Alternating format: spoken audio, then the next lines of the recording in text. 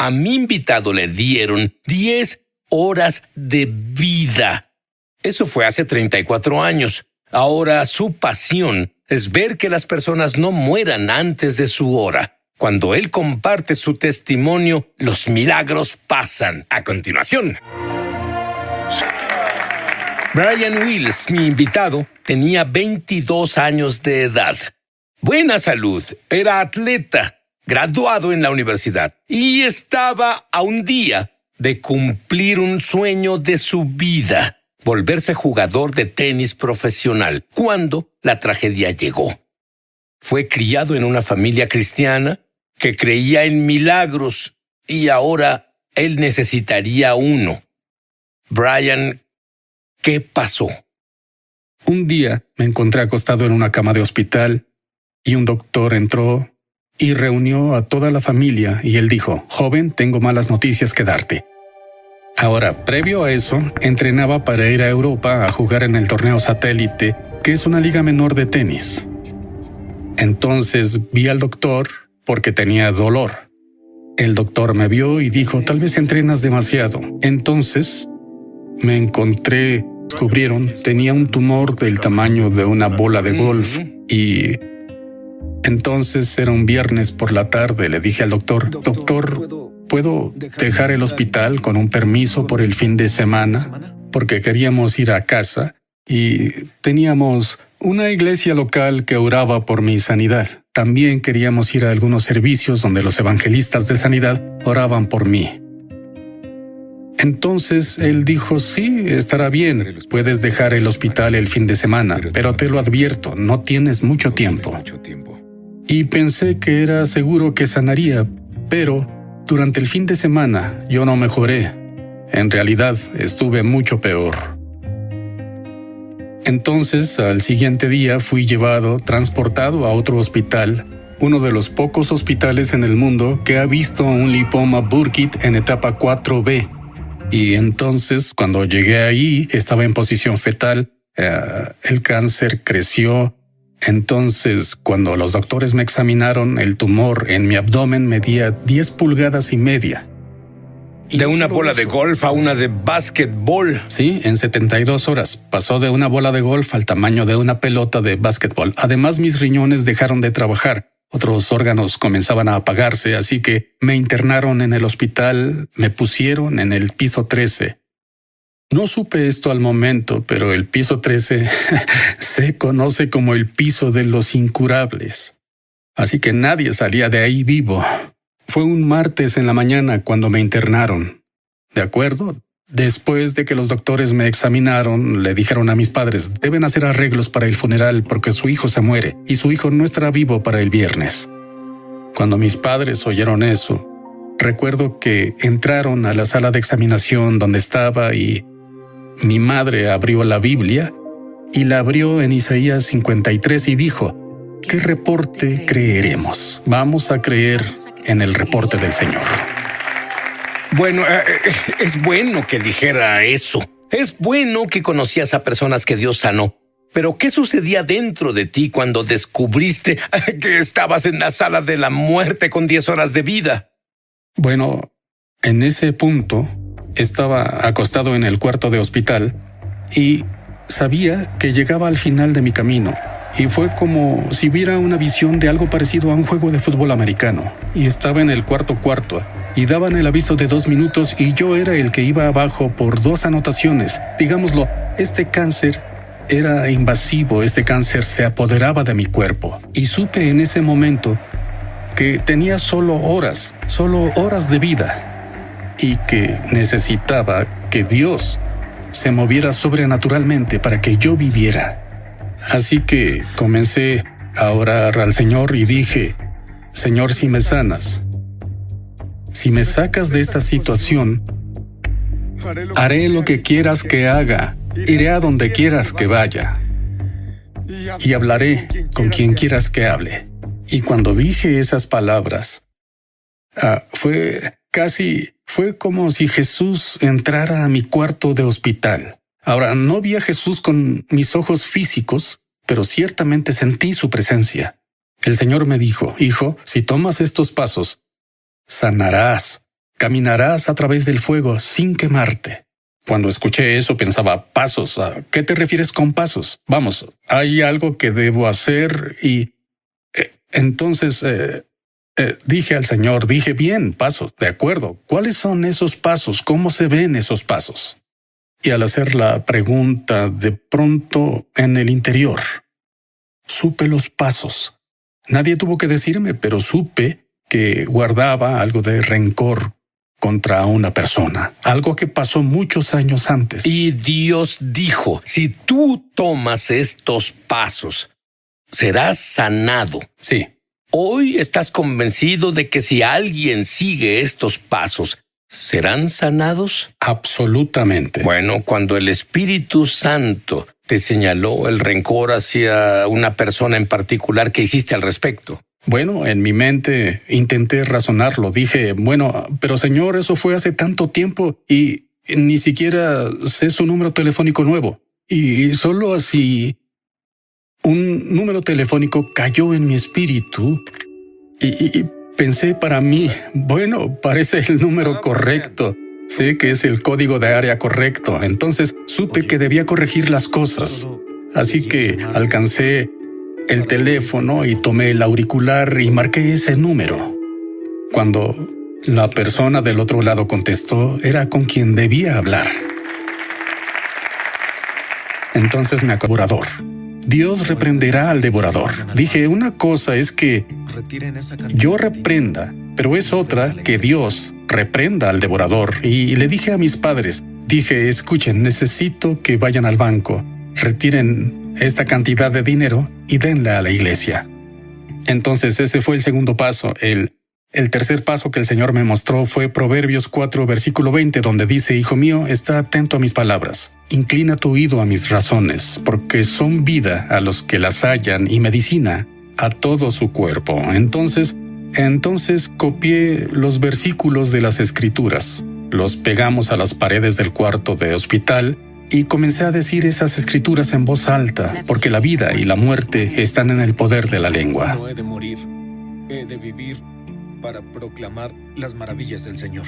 ¿Y cuántas veces dirías que repetiste esas escrituras? Unas personas dicen, bueno, la diré una vez. ¿Cuántas veces las dijiste? Bueno, al principio comencé orando solo el Salmo 116, versículo 17. No moriré, sino viviré para proclamar las maravillas del Señor. Salmo 103. Bendice alma mía al Señor y no olvides ninguno de sus beneficios. Él perdona todos mis pecados y sana todas mis dolencias. Y al principio las decía solo unas veces al día, pero mi madre se impuso y dijo, no, esto no es suficiente. Debemos seguir hablando la palabra de Dios porque la vida y la muerte están en el poder de la lengua. Bueno, otro paso que hicimos fue que le hablé al cáncer. Le ordené al cáncer que dejara mi cuerpo. Le ordené al cáncer que muriera y dije, cáncer, no puedes tomar mi vida. Y le ordeno a todo el cáncer morir en el nombre de Jesús. Ahora estabas en la antesala de la muerte. Tenías unas horas de vida. Le ordenabas al cáncer, pero ¿qué hiciste sobre el miedo? Debiste estar cubierto de miedo. Sí. Por los primeros 10 días recuerdo que me atormentaba el temor. Entonces parecía que era a medianoche que esos pensamientos de temor llegaban. Decía, no puedo quedarme aquí y no hacer algo al respecto. Y recuerdo buscar detrás de mí y, bueno, prender la luz y comenzaba a leer esas escrituras de nuevo. Sé que viviré y no moriré. Declararé las obras. Tomé autoridad sobre el temor e incluso dije, temor, te resisto en el nombre de Jesús. Dios no me dio un espíritu de temor, sino de poder, de amor y de dominio propio. Tuve que vencer el temor antes de vencer al cáncer. Y aquí estamos, vamos a la ofensiva, ¿cierto? Como familia. Y durante esta ventana de tiempo, en realidad comencé a mejorar. Y los doctores se sorprendieron porque acababan de admitirme para mantenerme cómodo por los últimos días. Entonces comencé a mejorar y los doctores notaron eso. Así que el doctor me dijo, debemos hacer una tomografía, debemos ver dónde está el cáncer. Entonces, él fue una tarde, me llevaron a hacerme la tomografía y luego... A las 6 de la tarde de ese día, el doctor entró a mi cuarto y estaba temblando. Él dijo, Brian, fuiste a ver al radiólogo. Él me llamó y dijo, este joven, pensé que vería cáncer. Lo revisé de pies a cabeza varias veces y no hay absolutamente nada de cáncer. No hay evidencia de enfermedad en su cuerpo.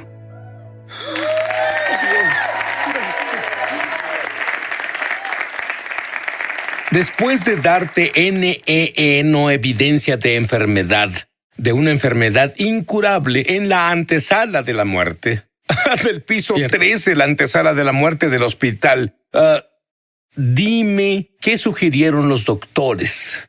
Por supuesto, la familia estaba eufórica cuando oímos el reporte, ¿cierto? ¿Cierto? Pero el doctor vino y nos dijo, bueno, no se alegren tanto porque no entienden la naturaleza de esta enfermedad.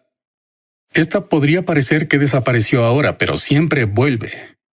¿Siempre vuelve? Sí, Bueno, no te daban muchas esperanzas, ¿cierto? Les das la mano y te toman el pie.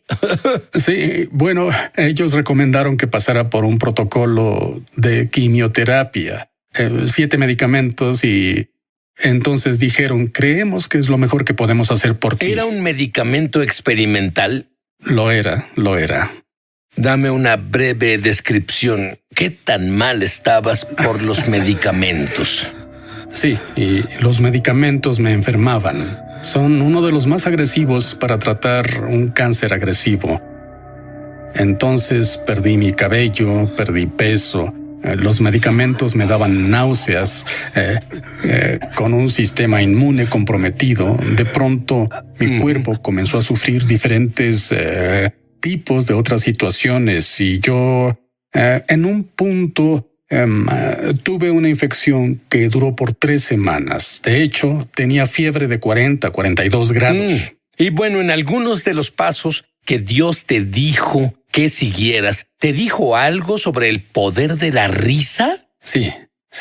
La Biblia dice que el corazón alegre mejora la salud, ¿cierto? Y el gozo del Señor es nuestra fortaleza. Entonces mi padre llevaba un libro de chistes y él me contaba chistes, ¿bien? Entonces, hay una fuerza espiritual de gozo, ¿cierto? Y recuerdo una vez que estaba enfermo por todo el medicamento y en realidad caí al suelo, ¿entiendes? Mis pies seguían bajo las sábanas, pero estaba acostado en el suelo y estaba enfermo y solo comencé a reír. Comencé ja, ja, ja, ja, ja, ja, ja, ja, ja. Diablo, parecerá que me tienes ahora, pero solo espera porque cuando salga de este hospital voy a ir alrededor del mundo y predicaré el evangelio. Voy a dejarte los ojos morados, ¿oíste? Te arrepentirás por haberme atacado con cáncer.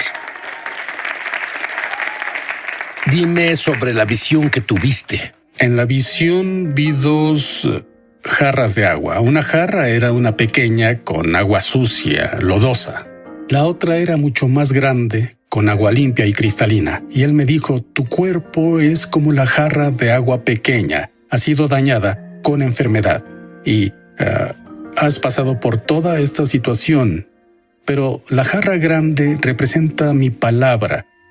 Y si tomas la jarra grande y la vacías en la jarra pequeña, como en la ley del desplazamiento, y él dijo que esa palabra es el agua limpiadora del mundo, disipará toda enfermedad y todo mal que haya en tu cuerpo. Muy bien, entonces fuiste fiel a lo que podías hacer. Él siguió los pasos que Dios dijo que siguiera y que sería sanado. ¿Cuándo fuiste dado de alta? Fui dado de alta en agosto de ese mismo año y ellos me dijeron en ese tiempo que si pasaba 6 meses sin problemas, que ya me considerarían sano y libre de cáncer. Brian fue el único sobreviviente del piso 13. Pero eso no es todo. Otro milagro, aún más grande, estaba por revelarse a continuación. Lanzamos nuestra escuela de ministerio Es Sobrenatural en español. Entra en el enlace para comenzar tu viaje sobrenatural. Y en realidad espero verte crecer en la gloria, en el Espíritu y en milagros. Te esperamos.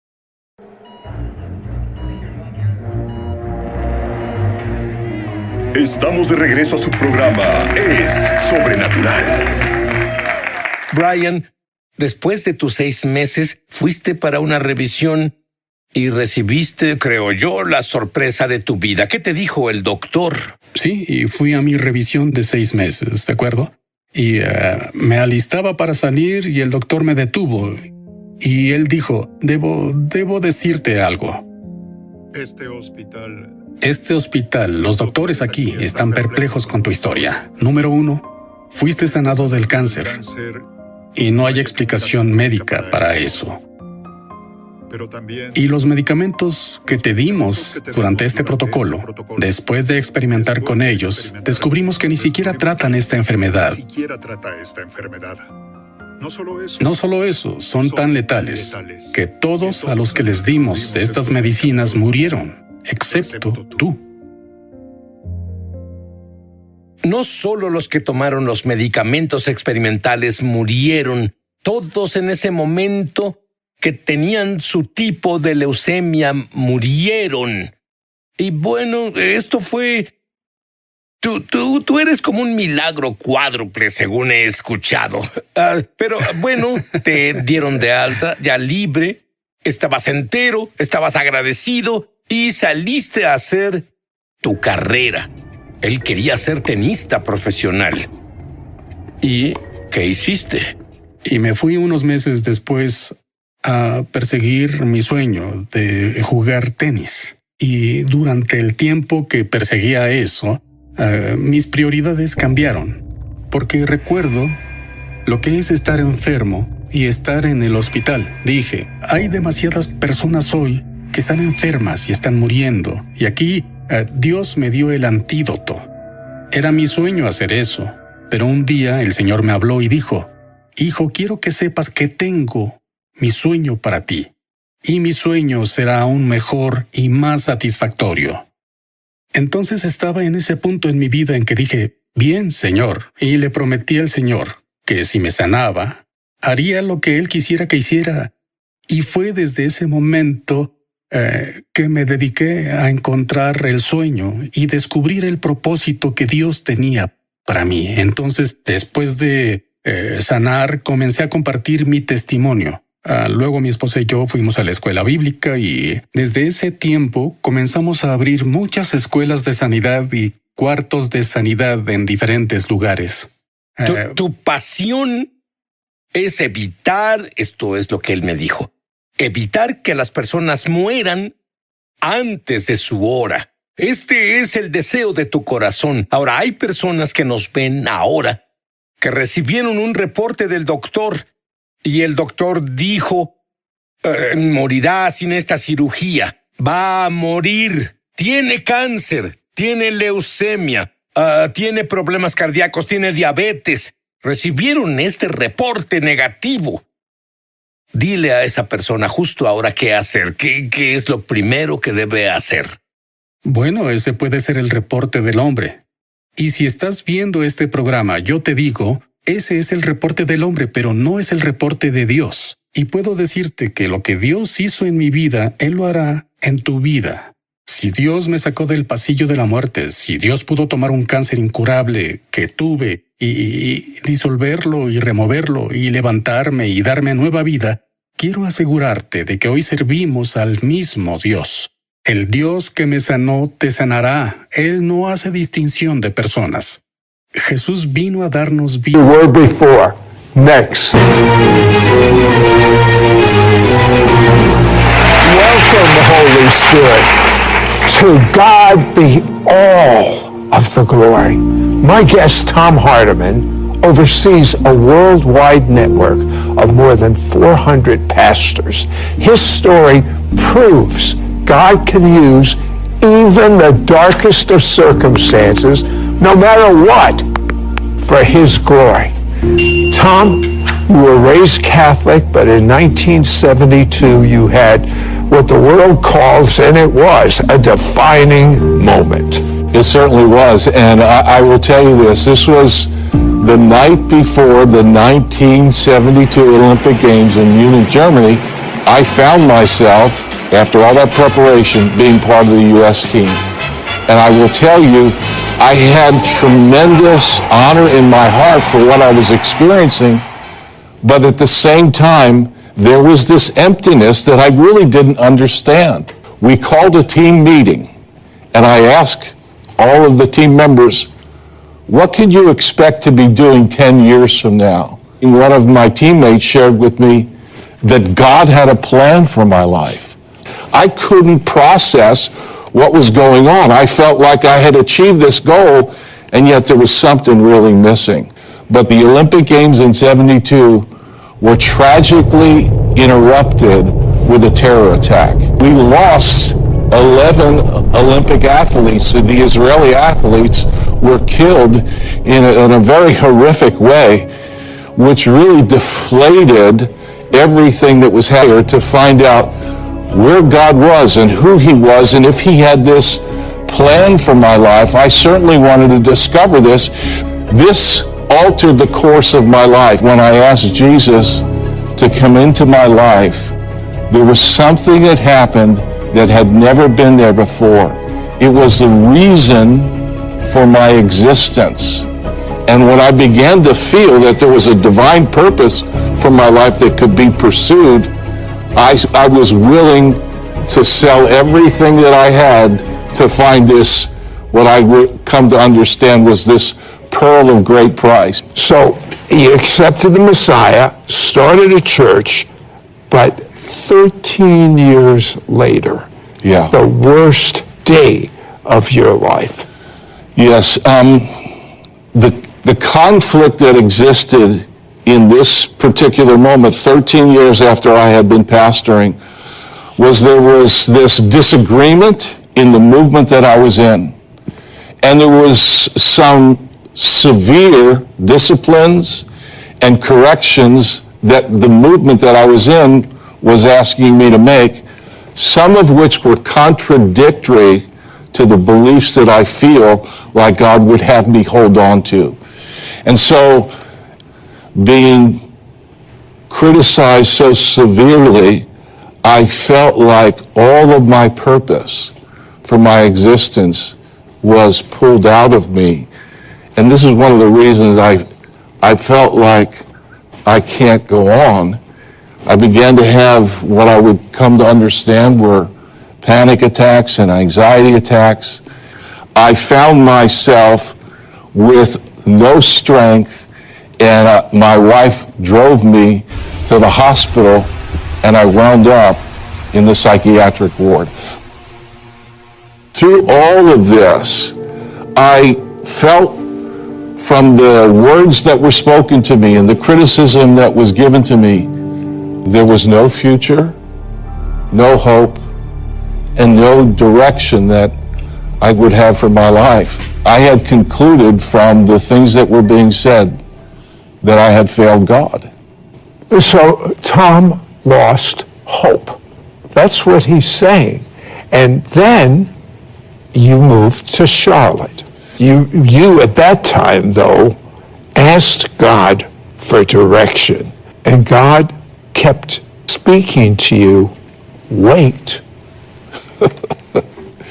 Well, I will tell you, the hardest thing that I feel like when you're in a moment of not knowing direction, and the only word that you get is wait, it's not only puzzling, it's not only frustrating.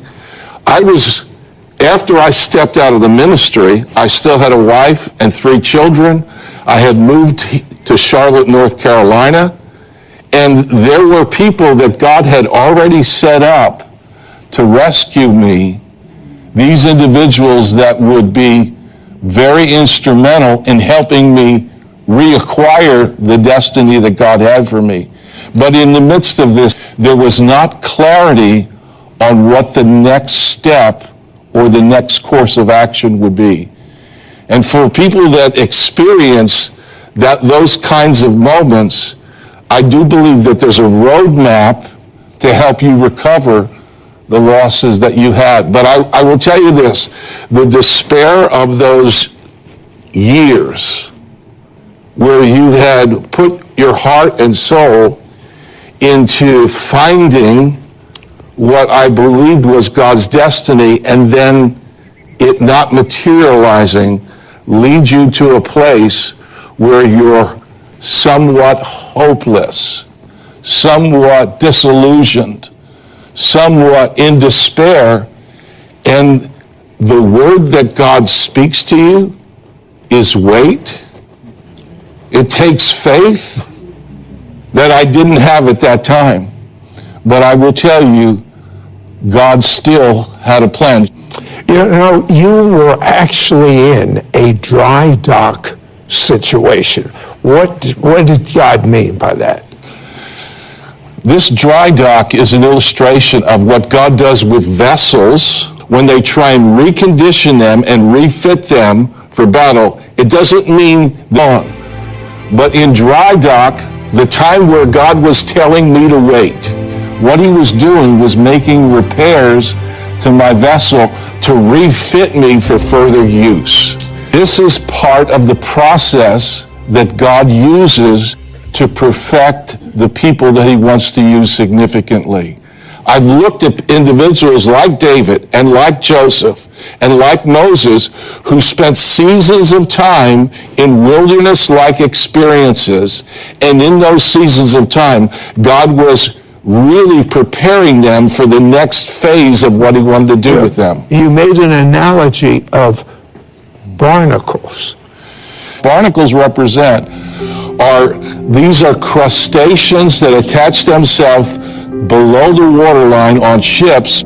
If these barnacles are not removed, these barnacles begin to grow a hair-like substance, and this hair-like substance is called Satan's beard by Mariner. Really? Yes. And it slows the ship down, but every so often, men and women of God, the people that are in pursuit of God, need to find themselves in a place where the things that have attached themselves below the waterline, and sometimes these are relationships that God's endeavoring to remove from us that simply drain the life from us, but really don't produce anything. As a matter of fact, they slow us down from accomplishing the purposes of God. Before that happened with the USS Constitution, it was called the Old Slow Ship. After all of those things were removed, this was sleek, this was a leadership vessel, and it was ready to be reused in a much more powerful way. When we return, Tom's vision will be your roadmap for your full restoration. Be right back. Here I was. I had a tremendous athletic career. I was able to overcome all kinds of challenges. And here I am. Has it come to this in my pursuit of trying to be faithful to God? But yet I could not reconcile or figure out what the heck was going on. And throughout all of this, I have walked with my wife for 44 years, the mother of our 3 children. We now have 7 grandchildren. It has been a journey. When we got married, we had amazing years and we had great times. We just had unknown things that came upon our lives. Probably in our darkest times, I would hear you crying at night. Ooh, that brings back a rush of emotions. But this one particular night, I remember you having a panic attack. And at that point I went, we need help. And the only place I knew to take you was the hospital. I wasn't angry at God. It was just like, help him to get better, because I couldn't shake him and snap you out of it. My heart just fell. And that was traumatic. Well, when I had to leave you there, then it really hit me. Coming down the highway, the kids were not with me. And I remember thinking, just drive off the road and you'll end it. I mean, I don't get those kind of thoughts. That never had happened. I need a tissue.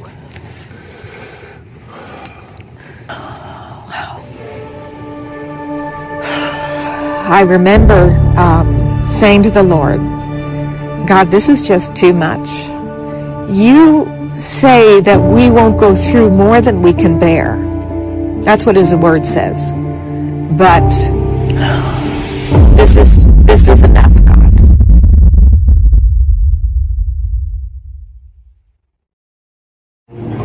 We now return to It's Supernatural. Tom says God takes note of our losses and gives us back the years we have lost. Explain that. In the book of Joel, this is written during a time where Israel has not been faithful to the Lord. But here's what God says. If you will return to me, I'll return to you, and I will restore to you the years. And so, this was most meaningful to me because I felt like in my years of waiting, in my years of being set aside, and I felt like in the moments in which I had felt and all of those words that had been spoken unto me that were so negative, I felt like, can God ever reuse me? And this promise of restoring years. And the picture that you have when you read Joel is God's going to give you a new harvest. But what God's not only going to do in giving you a new harvest, he remembers what you lost by not having previous harvests. And so he gives you a new harvest, but he takes that which the palmer worm and the cankerworm and the caterpillar have stolen, and you have a new harvest, but he remembers what you missed in the previous harvest, and he adds that to this new harvest. There's many people that have felt like they have been set aside or missed God, and God has the capacity. As a matter of fact, he is the one that is promising, I'm going to restore to you lost harvests and lost years. When God says that there's a restoration that's required when people suffer pain and suffering, and he requires a sevenfold restoration, somebody's keeping note of all of that. And so God calculates when people have been through hardship and difficulty and heartache, some of which we may have brought upon ourselves, or some of which have been done by people that have not had great intent towards us. God takes note of that, and I believe that there's a day in the lives of people where God draws a line, and I found this happening in my own life, where God drew a line and said, no more losses. Well, you got offered a wonderful job with Rick Joyner at Morning Star, and before work, you received a call. It was going to start on a Monday. A call came on a Friday and said, Tom, we've been praying about this. God just spoke to us. You're not the man for the job, but you need to unpack your winter clothes. You're moving back to New Jersey, the land of my suffering, the land of my heartache, the land where people had thrust us out of. And that wasn't too well received. It wasn't particularly well received by my wife. But we knew that we wanted to obey God, so God sent us back to the very place where we had suffered so much. We had been so maligned. But I will tell you this was God preparing a place for us in the presence of our enemies. And God was going to shift around and turn around all the negative things that had been said about us, all the negative things that had been done. And in a moment in time, all of what I had planned was shifting because God had a different plan to restore, and he wanted to restore to us in the presence of the people that had been so maligning to us. He wanted to restore to us our reputation, our dignity, and our ministry.